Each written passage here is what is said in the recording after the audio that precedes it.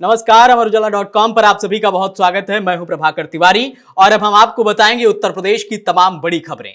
उत्तर प्रदेश में अवैध घुसपैठ को लेकर सरकार सख्त है। मुख्यमंत्री योगी आदित्यनाथ ने प्रदेश के सभी जिलाधिकारियों को अवैध घुसपैठ पर त्वरित और सख्त कार्रवाई के स्पष्ट निर्देश जारी किए हैं। उन्होंने कहा है कि प्रदेश की कानून व्यवस्था, राष्ट्रीय सुरक्षा और सामाजिक समरसता सर्वोच्च प्राथमिकता है और किसी भी प्रकार की अवैध गतिविधि को बर्दाश्त नहीं किया जाएगा। मुख्यमंत्री ने निर्देश दिए हैं कि प्रत्येक जिला प्रशासन अपने क्षेत्र में रहने वाले अवैध घुसपैठियों की पहचान सुनिश्चित करें और नियमानुसार कार्रवाई शुरू करें। मुख्यमंत्री ने यह भी निर्देश दिया है कि घुसपैठियों को रखने के लिए प्रत्येक जनपद में अस्थायी डिटेंशन सेंटर बनाए जाएं।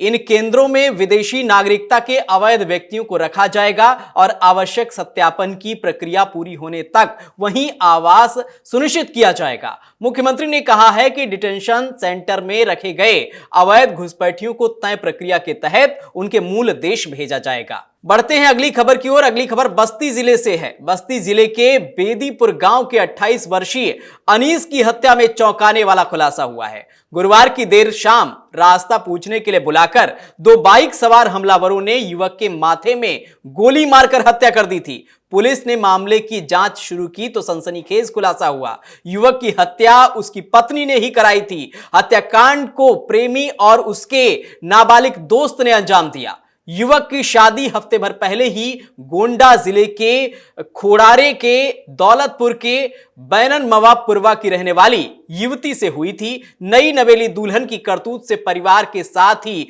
पूरा गांव शर्मिंदा है। करीब 20 घर वाले गांव में जिसने भी रुखसाना की करतूत सुनी वह दंग रह गया। प्रधान रामपाली यादव के प्रतिनिधि गोमती यादव ने बताया कि इस घटना से गांव के लोगों का सिर शर्म से झुक गया है।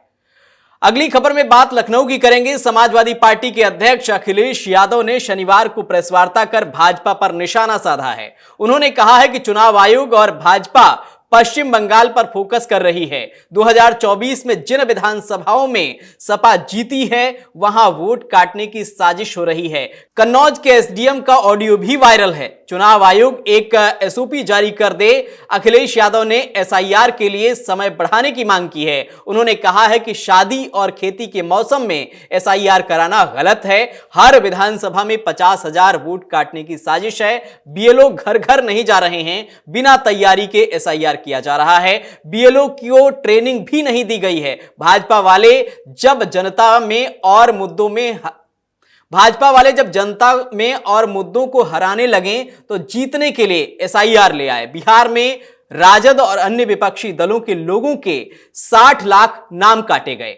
बढ़ते हैं अगली खबर की ओर जो कि अलीगढ़ से है। जैश ए मोहम्मद के फरीदाबाद मॉड्यूल द्वारा दिल्ली में बम विस्फोट की घटना अंजाम देने के मामले में अलीगढ़ के कई डॉक्टर एनआईए एटीएस के रडार पर आ गए हैं। एनआईए द्वारा अब तक की गई जांच के बाद इन पर इस घटना के बाद मोबाइल बंद करने से संदेह गहरा गया है। साथ ही मुख्य आरोपी डॉक्टर मुजम्मिल, डॉक्टर शाहीन और डॉक्टर आदिल के से संपर्क में कई मामले उजागर हो रहे हैं। इस आधार पर जल्द इनसे पूछताछ के भी संकेत हैं। इस मामले में अब से पहले कश्मीर के रहने वाले डॉक्टर यासिर हुसैन की निगरानी चल रही थी। वह यहां कार्डियोलॉजी विभाग में सेवारत है। इसके बाद अब उजागर हुआ है कि ऐसे कई चिकित्सक रहे हैं जो इस कांड से पहले फरीदाबाद आते जाते रहे हैं। उनकी इस कांड के मुख्य आरोपियों से करीबी भी उजागर हुई है। अब बात करते हैं प्रयागराज की। मुख्यमंत्री योगी आदित्यनाथ ने शनिवार को संगम नगरी प्रयागराज का दौरा किया। इस दौरान उन्होंने संगम पर गंगा पूजन कर प्रदेश की खुशहाली की कामना की और आगामी माघ मेले की तैयारियों का गहनता से जायजा लिया।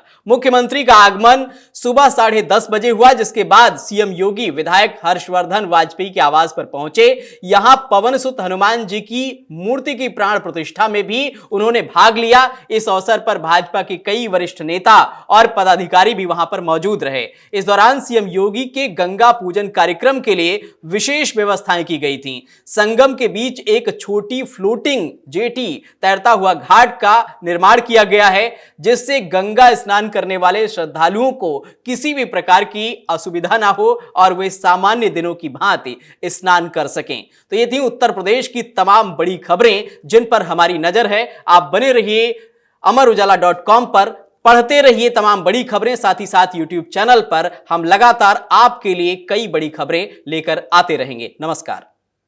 अगर आप ये वीडियो YouTube पर देख रहे हैं तो हमारे चैनल को सब्सक्राइब कर बेल आइकन दबाएं और Facebook पर देख रहे हैं तो हमारे पेज को लाइक करें।